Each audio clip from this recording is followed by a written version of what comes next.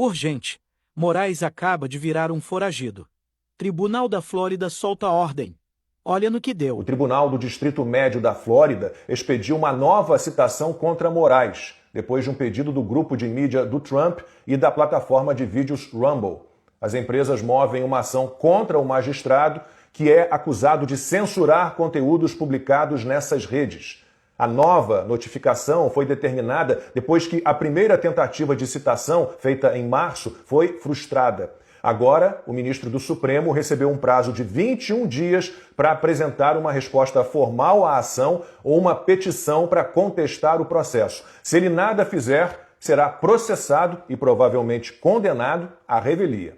A Rumble e a Trump Media alegam que Moraes violou a primeira emenda da Constituição dos Estados Unidos, que garante a liberdade de expressão ao ordenar a remoção de contas de influenciadores conservadores brasileiros e por outras tentativas de censura. As duas empresas pedem que a justiça americana declare as ordens de Moraes inexequíveis em território americano por violarem a Constituição dos Estados Unidos, que ainda é respeitada, ao contrário da brasileira. Solicitam também indenização financeira por prejuízos à reputação, perda de receita e oportunidades de negócio, e a responsabilização pessoal do ministro brasileiro. Em seguida, os próprios censurados poderão igualmente pedir ressarcimentos ao magistrado brasileiro. Na primeira petição, também foi citado o inquérito aberto por Moraes, a pedido da PGR, contra o deputado federal licenciado Eduardo Bolsonaro como exemplo de abuso de autoridade. E não acabou. O processo aberto por Felipe Martins nos Estados Unidos para identificar quem inseriu o registro falso de um desembarque dele em Orlando, na Flórida, em 30 de dezembro de 2022, está caminhando. Uma testemunha com acesso técnico aos sistemas da agência responsável pela segurança alfandegária e migratória dos Estados Unidos deve depor em julho. A falcatrua, envolvendo o nome do ex-assessor de Jair Bolsonaro, embasou sua prisão. Felipe Martins ficou na cadeia preventivamente por 6 meses.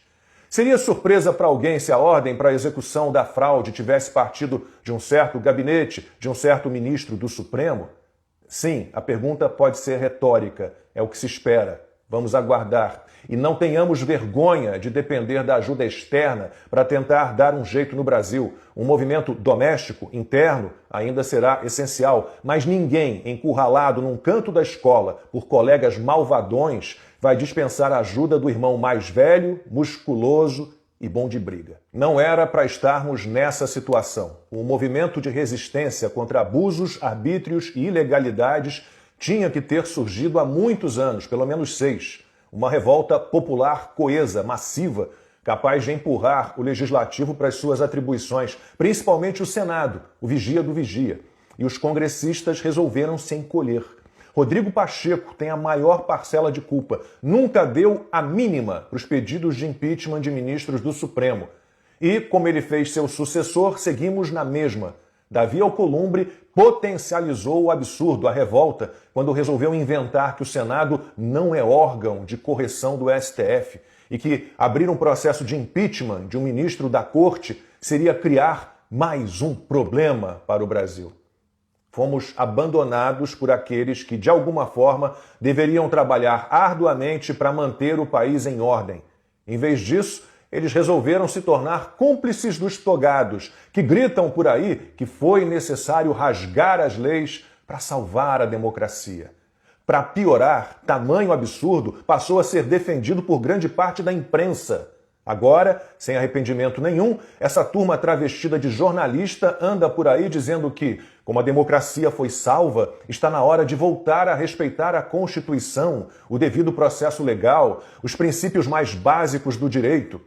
Chega a dar nojo de gente assim, capaz de adulterar os personagens das histórias reais, fazer do inocente um criminoso, fazer do criminoso a vítima, o acusador, o investigador, o julgador, quase um super-herói. Nessa situação, o socorro ao Brasil de verdade pode estar vindo de fora, dos Estados Unidos. É como aquela história dos tempos de colégio. Os alunos que tinham um irmão mais velho e mais forte na mesma escola sempre podiam encontrar nele uma proteção para as horas de sufoco. E o nosso Big Brother, no sentido original da expressão, mais do que nunca é a América. Portanto, Aqueles que reclamam da demora na adoção de sanções contra Alexandre de Moraes por meio da lei Magnitsky não pararam para pensar. Donald Trump reassumiu a presidência americana há apenas 5 meses. Controlem a ansiedade, por favor. Nos Estados Unidos, as leis são cumpridas, todos os trâmites legais, nada é feito de acordo com a cachola de um poderoso de ocasião qualquer, e muito menos cumprindo prazos alucinados de 48 horas.